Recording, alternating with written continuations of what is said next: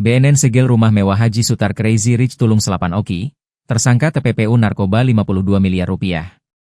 Badan Narkotika Nasional, BNN, menyegel rumah mewah milik Haji Sutar, Crazy Rich di Kecamatan Tulung Selapan, Kabupaten Ogan Komering Ilir, Oki, Sumsel, Rabu, 19 November 2025.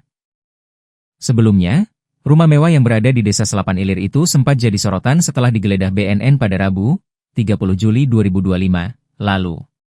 Haji Sutar yang memiliki nama asli Sutarnedi saat ini sudah ditetapkan tersangka oleh BNN dengan total aset jaringan tindak pidana pencucian uang, TPPU, mencapai lebih dari 52 miliar rupiah. Penyelidikan terhadap Haji Sutar terus berlangsung. Kini, rumah mewah, tanah kosong, kebun dan sarang walet yang tersebar di Kecamatan Tulung Selapan telah disegel aparat penegak hukum. Sejumlah penegak hukum yang beranggotakan TNI, Kepolisian, Kejaksaan dan BNN memasang kertas pengumuman menyatakan aset-aset tersebut telah disita.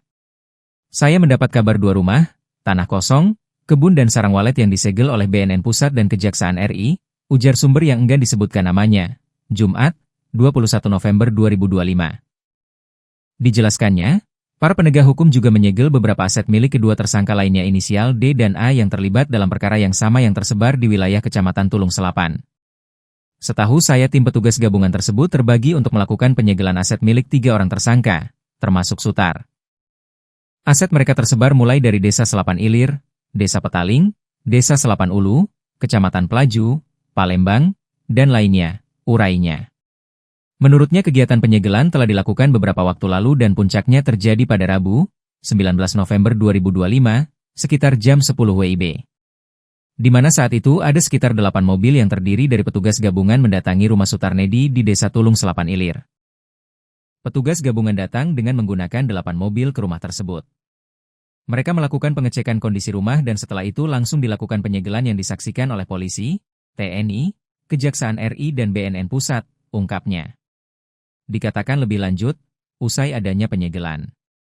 Maka mulai kemarin tidak ada lagi aktivitas yang dapat dilakukan di rumah mewah tersebut. Ya, sudah tidak boleh lagi ada yang keluar masuk rumah tersebut. Karena sudah disegel dan ditutup permanen, paparnya.